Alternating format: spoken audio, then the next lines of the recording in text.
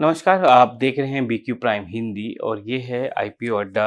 हमारी कंपनी जो आज फोकस में है वो मनोज वैभव जेम्स एंड ज्वेलर्स हैं। ये आंध्र प्रदेश और तेलंगाना बेस्ड ज्वेलरी फर्म है। इनकी रिटेल स्टोर्स हैं, लगभग 13 रिटेल स्टोर्स हैं जिसमें 2 फ्रेंचाइजीज भी हैं। इट्स 8 टाउन्स और 2 सिटीज़ में है इनका इनका ऑपरेशन। और इनका आईपीओ जो है सितंबर 22 को खुल रहा है।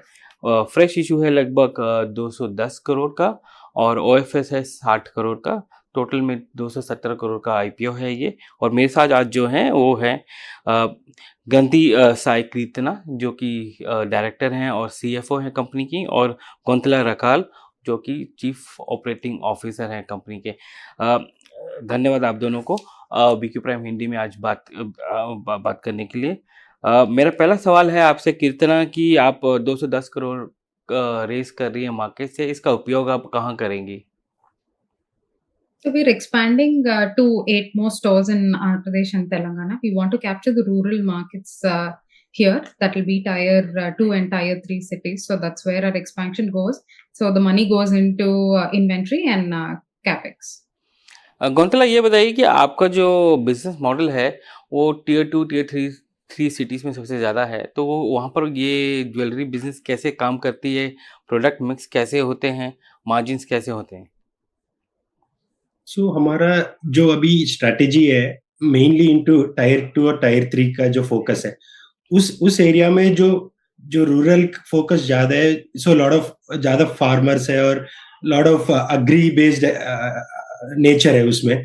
सो वो वहाँ पर जो ट्रेडिशन है मतलब ज्वेलरी नेसेसिटी है, वहाँ पर लग्जरी के तरफ से नहीं देखते हम लोग। सो जो डिमांड हर साल हर महीने वहाँ पर बढ़ते ही जा रहा है। सो उसी के कारण हमारा जो मेन फोकस जो टायर 2 टायर 3 में फोकस है। और जो प्रोडक्ट मिक्स का बात करें आप, उसमें ज़्यादा प्लेन गोल्ड का जो हमारा फोकस रहेगा। जो टायर 2 टायर 3 ज़्यादा प्लेन गोल्ड का फोकस पसंद करते हैं वहाँ पे। जो धीरे-धीरे वो लोग प्रीमियम गोल्ड भी हम मतलब सेकंड ईयर से हम बेचना शुरू करते हैं वहाँ पर। लगभग 13 शोरूम्स हैं आपके, आप नए 8 शोरूम्स करने की शुरू कर रहे हैं। वो शोरूम्स कौन से सिटीज़ में होंगे और ये कब तक आएँगे? सो हमारा कोशिश ये है 6 से 7 क्वार्टर तक सारा शोरूम खोलने का है। अभी जो आस-पास मतलब जो वाइज़ैक का 100-200 किलोमीटर के 3-4 शोरूम आएँगे और तेलंगाना जो अभी एग्जिस्ट शोरूम है उसको 200 किलोमीटर के और 2-3 शोरूम आएँगे। लगभग सारा आंध्र और तेलंगाना में ही जो ओपन करने का जो फोकस है अगला जो नया 8 शोरूम आने वाला। कीर्तना जी ये बताइए कि आपका कितना है डेट आज के डेट में?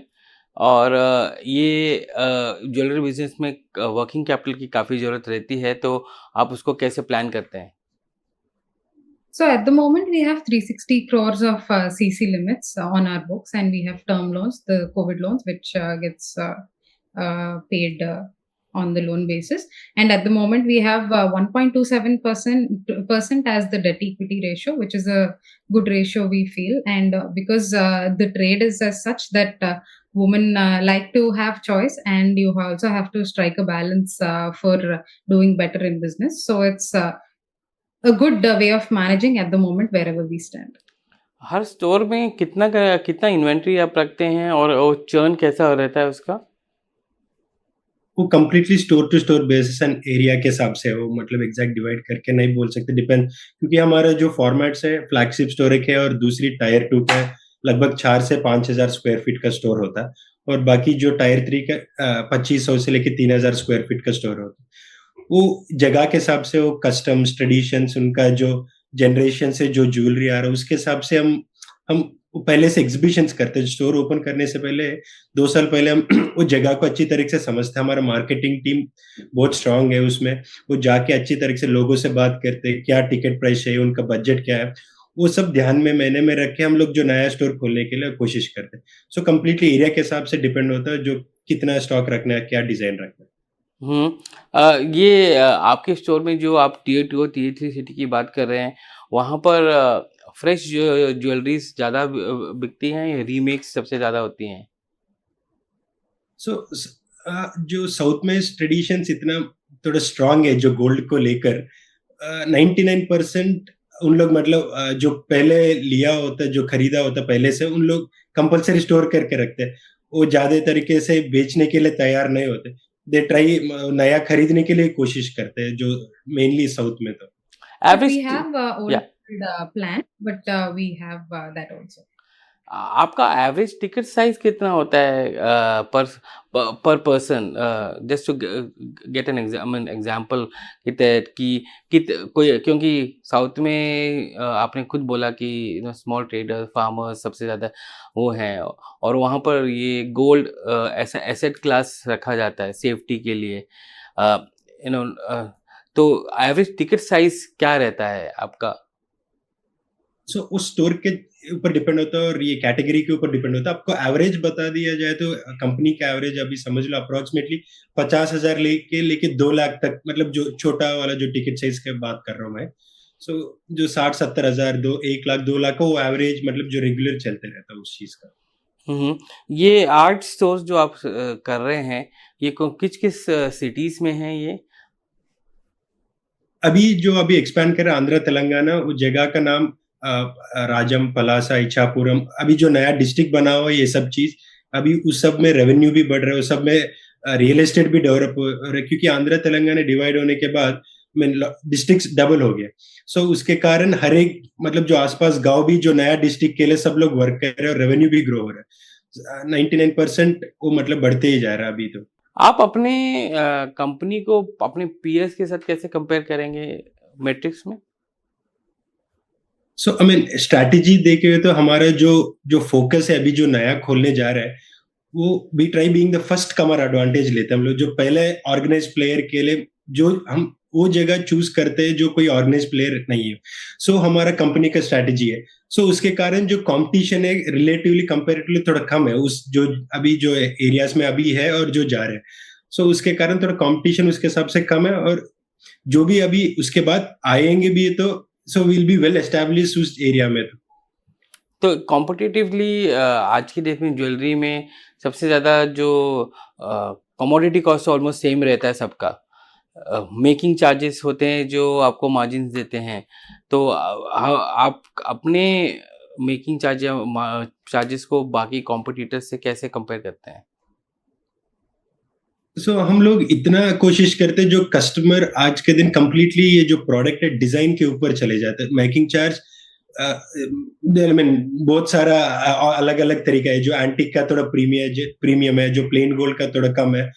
और हम इतना कोशिश करते हैं जो हमारे जो कारीगर है उनको थोड़ा हम लोग जो अपना, क्योंकि जो 13 शोरूम है, अभी जो 8 शोरूम बढ़ रहे हैं उसके कारण हमारा जो बार्गेनिंग पावर है कारीगर से तो और ज्यादा है। वो जो सेम बेनिफिट हम कस्टमर को पास ऑन करने के लिए कोशिश करते हैं। और दूसरी हमारे जो ट्रस्ट, क्वालिटी और प्यूरिटी जो है वो एट पार, जो भी गवर्नमेंट का स्टैंडर्ड है उसके हिसाब से हम लोग चलते हैं। सो उसके कारण कस्टमर्स हमारे से, मतलब जो 3 जनरेशन से 30-35 साल से लगभग जुड़ते ही जा रहे हैं। हुँ। कितना जी ये बताइए कि आपके करंट स्टोर्स में 2 फ्रैंचाइज़ी हैं।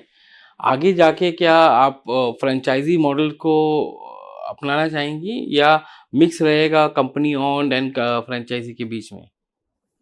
We're open to the idea of franchising only. Just before COVID, we have started this. So we're open to the idea, but whatever we're opening these 8 stores, that is through our company-owned stores. और ये आपके जो company owned और franchise हैं उसमें उन दोनों में मार्जिन्स का क्या कैसे रहता है कि किसमें ज़्यादा अच्छा मार्जिन्स रहते हैं? सो कंसोलिडेट देखे तो it's definitely the franchise model भी कंपनी के लिए बहुत बेनिफिट है। और जो कस्टमर के हिसाब से देयर इज नो डिफरेंस। सबको, मतलब जो कंपनी का जो स्टोर है और फ्रैंचाइजी का स्टोर है, कोई भी लोग, मतलब जो खरीदने का जो परचेजिंग है वो सेम रहेगा। कोई एक्सपीरियंस, कोई ट्रीटमेंट, कोई सर्विस, उनको कोई फर्क, उनको पता भी नहीं चलता क्या कंपनी स्टोर है क्या फ्रैंचाइजी स्टोर है। एक सवाल जो था आपसे कि आपका जो ऑपरेशंस है आंध्र प्रदेश और तेलंगाना में सीमित है। अ, आप देख रहे हैं कि ये आगे जाके आप आंध्र और तेलंगाना के बाहर भी अपने ऑपरेशंस बढ़ाएँगे? सो हमारा जो प्राइमरी फोकस है आज के दिन में आंध्र तेलंगाना, क्योंकि अभी जो पहले बताया था जो डिस्ट्रिक्ट है लगभग तेलंगाना डिवाइड होने के बाद 33 डिस्ट्रिक्ट है, हम लोग खाली 2 जगह में है। अभी जो आंध्रा में देखोगे तो 26 डिस्ट्रिक्ट है, उसमें 7 जगह में हम लोग। सो जो ऑलरेडी आंध्र तेलंगाना जो बाकी 30-40 जो डिस्ट्रिक्ट बचा है दोनों मिलके, वो 40 डिस्ट्रिक्ट में हमारा जो प्रेजेंस ऑलरेडी है, जो स्टोर नहीं है, फिर भी due to lot of marketing 30 साल से जो इंडस्ट्री में है, सब लोग जानते हैं हमारे बारे में। सो हमको वो चीज़ को हमको कैपिटलाइज़ करने के हमारा जो प्रायोरिटी है, साइमल्टेनियसली जो बॉर्डरिंग स्टेट्स है, उड़ीसा हो गया आपको, इस तरफ कर्नाटका, धीरे-धीरे तमिलनाडु भी, ऑलरेडी कर्नाटका और उड़ीसा में हमारे जो एग्जीबिशंस स्टार्ट कर दिया है 6 महीने से। आगे जाके 1-2 साल में जब हमारा आंध्र तेलंगाना एक्सपेंशन और पूरी हो जाएगी, देन साइमल्टेनियसली वो सब जगह भी मतलब जाने के लिए कोशिश हमारी रहेगी। ये बताइए कि आपका जो एक्सपेंशन स्ट्रैटेजी है अ, उसमें आपने कहा कि आप रिसर्च काफ़ी करते हैं बिफोर आप एक कोई मार्केट में जाएँ। तो ये बहुत ही स्लो स्ट्रैटेजी नहीं लगता आपको कि एक्सपेंशन के लिए? नो, अभी अभी तक जो कंपनी ओन फंड से अभी एक्सपैंड कर रही है, इसलिए हमारा जो एक्सपेंशन थोड़ा स्लो था, और हमारा जो प्राइम फोकस है, every store has to be successful, वो हमारा मंत्र है। अभी आगे जाके अभी हम लोग जो मार्केटिंग करते हैं, खाली 1-2 लोग नहीं करते, हम वी हैव वेरी 6-7 अलग-अलग टीम है। अभी जब कंपनी बढ़ती जाएगी, वो जो मार्केटिंग टीम ही बढ़ेगी, तब अपने को एक ही बार में जो रिपोर्ट होगा और जो ग्राउंड डिटेल्स होगा और फास्ट मतलब अपने को मिलेगा। अभी जो आईपीओ के कारण अपने को 8 स्टोर्स एक ही बार खुल रहा है अभी, और 8 स्टोर के आसपास 200-250 किलोमीटर आसपास जो है, हम उसका ऑरा भी क्रिएट कर देते धीरे-धीरे। क्योंकि हमारा ये जो स्टोर जो अभी एक्सपैंड कर रहे हैं, एक-एक स्टोर के आसपास 300 किलोमीटर का धीरे-धीरे मार्केट करेंगे, ताकि अभी 6-7 महीने में, 1 साल में उनको मतलब बताते हैं हम 1 साल में उस एरिया में भी आ रहे हैं। वो हमारा कंपनी का स्ट्रैटेजी है। गीता जी ये बताइए कि आपके टॉप 5 स्टोर जो हैं लगभग 82% रेवेन्यू लेकर आते हैं, जब जिसमें से वाइज़ाग का स्टोर जो है वी स्क्वायर, वो अलोन जो है 62% आपका रेवेन्यू लेकर आता है। अ, ये बाकी स्टोर्स का ग्रोथ कब तक होगा कि आपका जो रेवेन्यू कंसंट्रेशन है वो मोर डाइवर्सिफाइड हो जाए? So basically, our Vizag store has been there in the last 3 decades, and also Vizag is the most developed and a cosmopolitan city in Andhra Pradesh. So Vizag is heavily dependent from 200 kilometers around this area. So it's not just Vizag business that we're talking about. We're talking about so much more distance from people from Orissa and various parts of Andhra coming in for health, tourism, education purpose. So that's why you see so much. And with this also adding 8 more stores, definitely there'll be growth in these businesses. And also just one more point, Vizag store 30,000 square foot retail store hai. Like in 2007 when we started, it is India's one of India's ISO certified biggest store hai. So that's why you see so much traction in that, and we're gradually looking for increase in revenue in all these stores so that we strike a balance. कीर्तना जी और गौंतला जी, आज BQ prime Hindi से बात करने के लिए धन्यवाद। आपका IPO जो है 22 तारीख को खुल रहा है, 204 और 215 के बीच में प्राइस बैंड है आपका। फ्रेश इशू 210 करोड़ का है और ओएफएस 60 करोड़ का है।